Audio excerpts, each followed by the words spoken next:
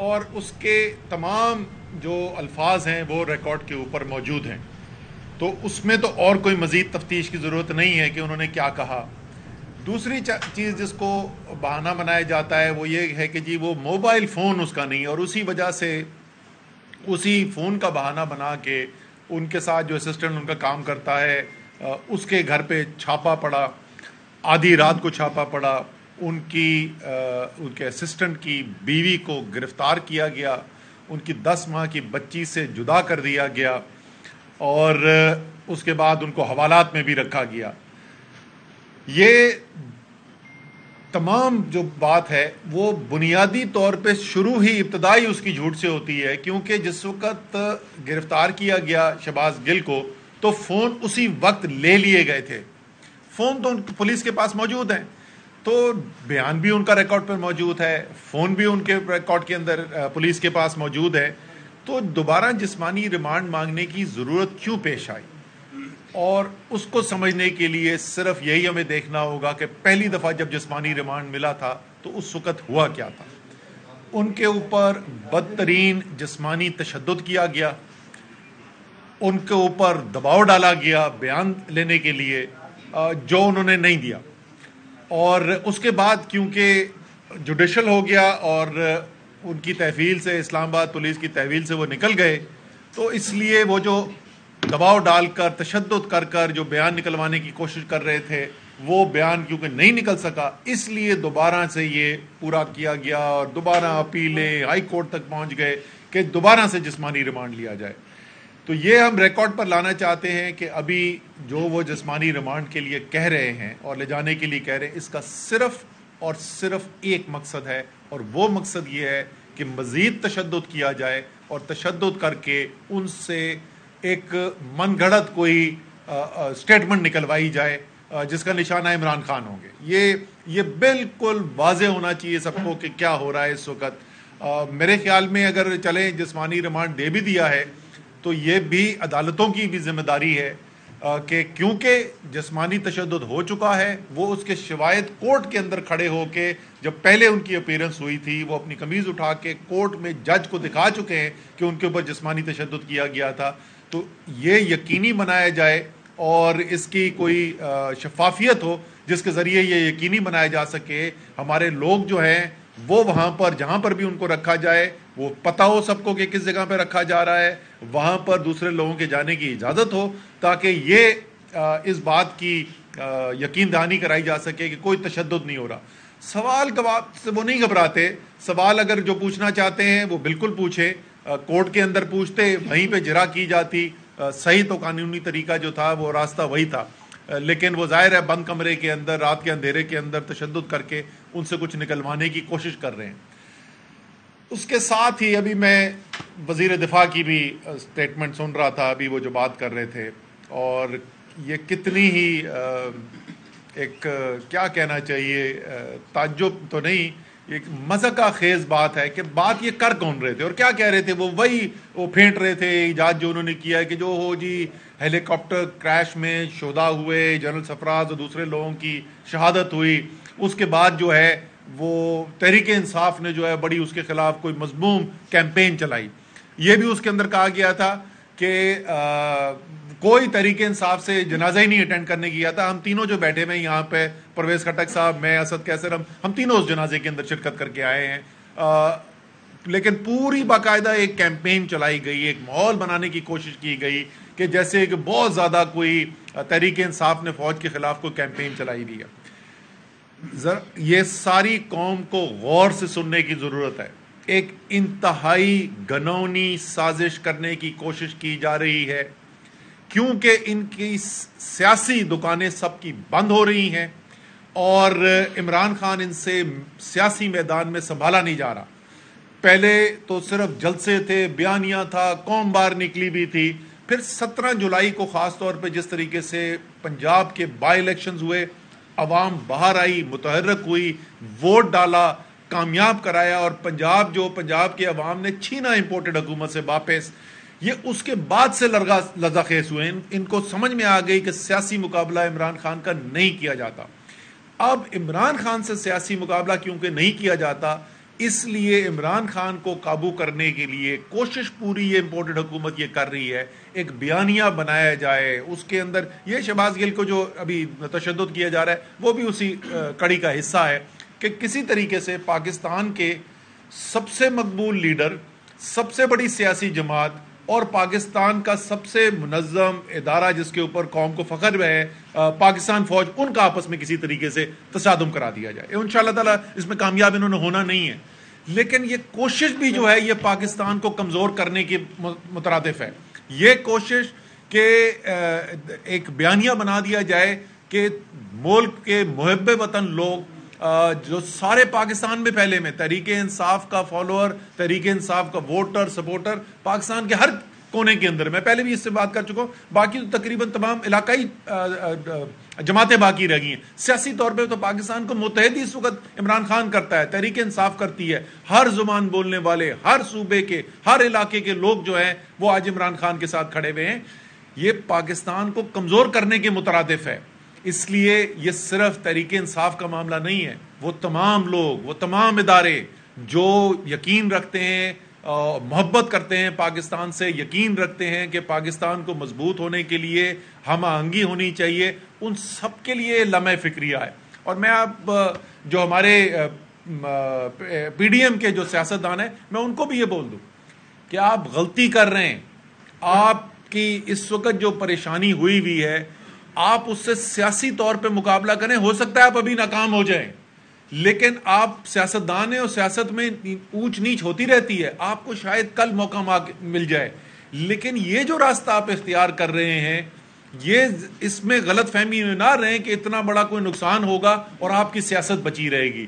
یہ آپ کی سیاست کا بھی خیال ہے، ملک کا تو ہے ہی ہے خیال، لیکن آپ کے سیاسی پہلو سے بھی اگر آپ دیکھیں گے تو آپ کے لیے بھی یہ ٹھیک نہیں ہے۔ اس لیے ہماری دوبارہ یہ پھر بات ہم دہرانا چاہتے ہیں، کل جو ہے بظاہر ہماری پٹیشن آج ہی موو کر دی جائے گی، امید ہے کہ ہائی کورٹ جو ہے وہ آج ہی اس کی پٹیشن کی ہیئرنگ بھی کرے گا اور فیصلہ بھی کرے گا، کیونکہ واضح طور پر ایک دفعہ تشدد کر کے قانون کی خلاف ورزی کی جا چکی ہے اور اس کی اجازت کسی صورت میں نہیں ہونی چاہیے کہ دوبارہ یہ کام کیا جائے۔ امید ہماری یہ ہے کہ کورٹ جو ہے وہ اپنا فیصلہ کریں گے، باقی قوم جو ہے اس کی نظر ہے، سب دیکھ رہے ہیں، ساری قوم کو نظر آ رہا ہے کہ کیا ہو رہا ہے اور جو بھی ہوگا وہ اس قوم سے چھپا ہوا نہیں رہے گا۔ بہت شکریہ۔ اچھا سر، آج ابھی لیٹسٹ ڈیولپمنٹ ہے ایف آئی اے کو کے ساتھ تعاون کیا جا رہا ہے، کیا چیز جی؟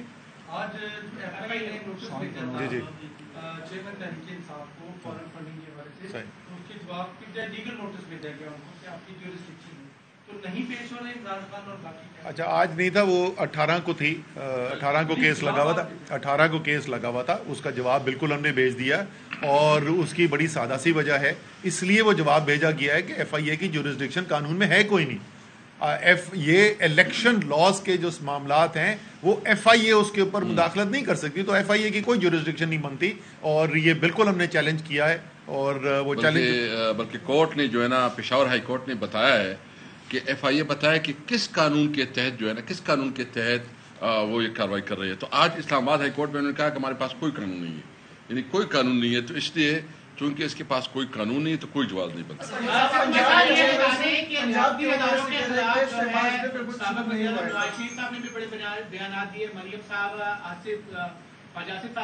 وزیر دفاع انہوں نے بھی بیانات دیے، کیا سمجھتے نہیں کہ ریاستی اداروں کو ان کے خلاف بھی ایسے مقدمات بنانے کے؟ دوسرا یہ بھی کہا جا رہا ہے کہ نواز شریف اگلے مہینے آ رہے ہیں، تو آپ سمجھتے ہیں کہ نواز شریف کا پہلا ٹھکانہ جیل ہونا چاہیے؟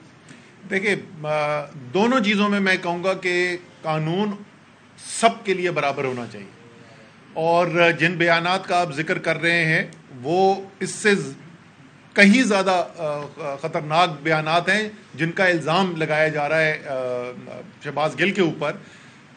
انہوں نے تو سیدھا پاکستان فوج کو مکمل طور پہ، وزیر دفاع، وہی تو میں بول رہا ہوں نا کہ یہ کتنی مذاقہ خیز بات ہے کہ بات کون کر رہا ہے؟ وہ شخص جس نے اسمبلی کے فلور پہ کھڑا ہو کے کہا کہ پاکستان کی فوج نے پاکستان کی عوام کی ہڈیوں سے گوشت نوچ کے کھا گیا ہے، یہ بیان دینے والا شخص وہ آج وزیر دفاع بنا ہوا ہے اور وہ بول اسد عمر اس وقت نیوز کانفرنس کر رہے ہیں. دیگر پی ٹی آئی رہنما بھی ان کے ہمراہ موجود ہیں. انہوں نے کہا کہ ان کی سیاسی دکانیں بند ہو رہی ہیں, ان سے عمران خان کی سیاست کا مقابلہ نہیں ہو پا رہا.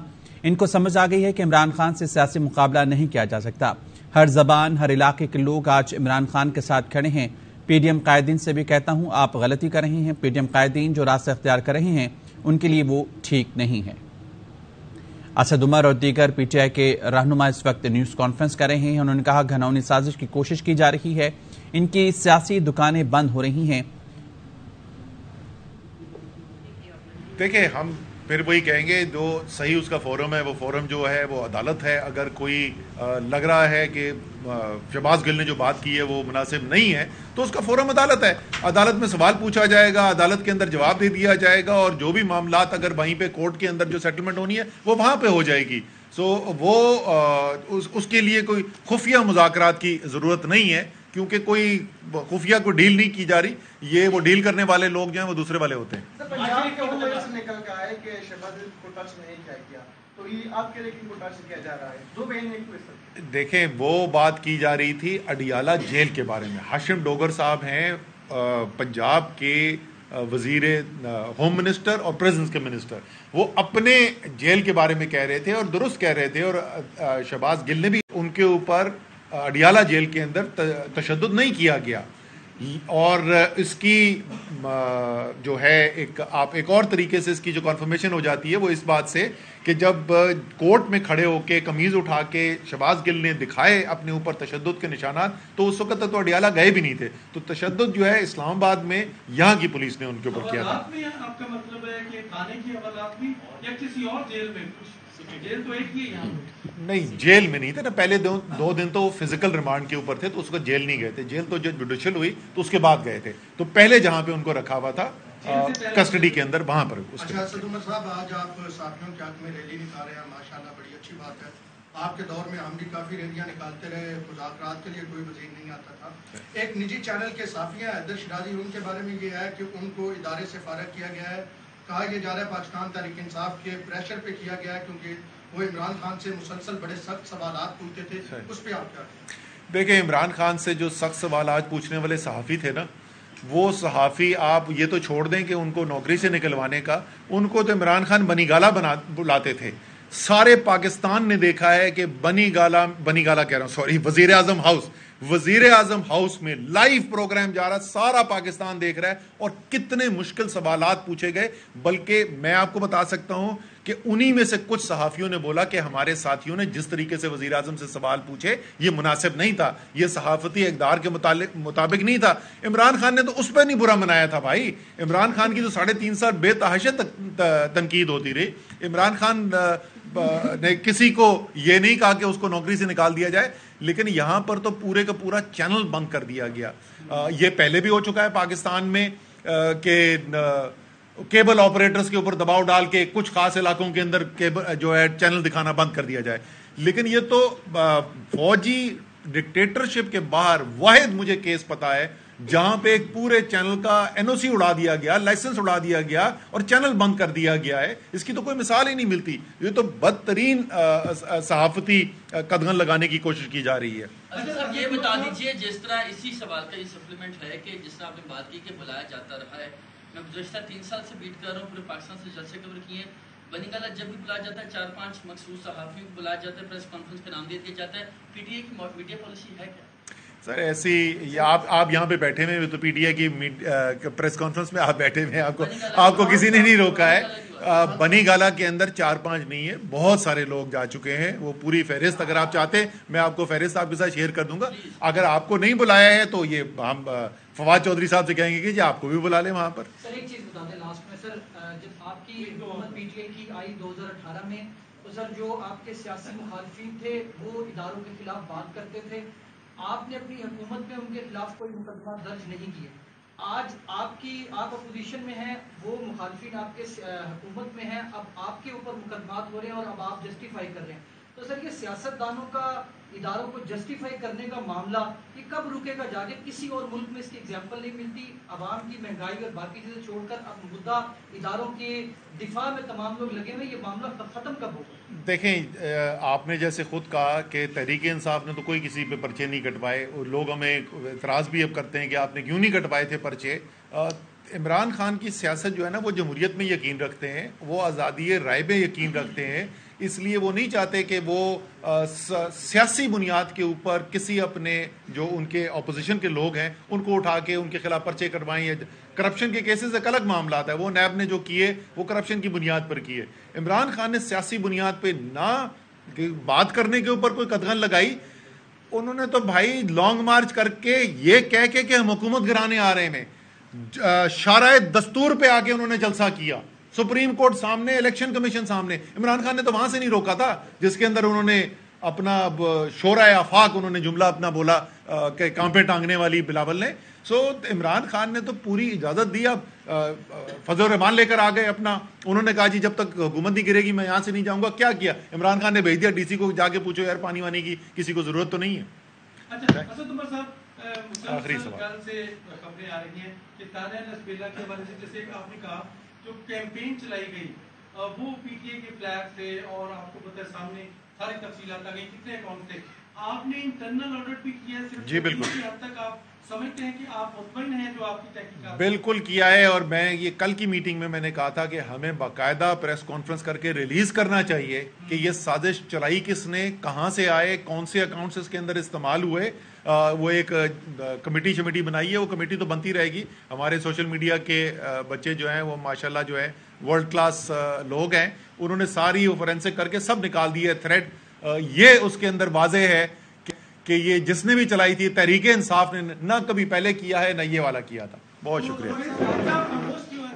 پاکستان تحریک انصاف کے سینئر رہنما نیوز کر رہے تھے. انہوں نے کہا کہ وزیراعظم ہاؤس میں لائیو پروگرام میں عمران خان سے مشکل سوالات پوچھے گئے. کچھ صحافیوں نے کہا وزیراعظم سے جیسے سوالات پوچھے گئے وہ مناسب نہیں تھے. انہوں نے کہا گھناؤنی سازش کی کوشش کی جا رہی ہے، ان کی سیاسی دکانیں بند ہو رہی ہیں.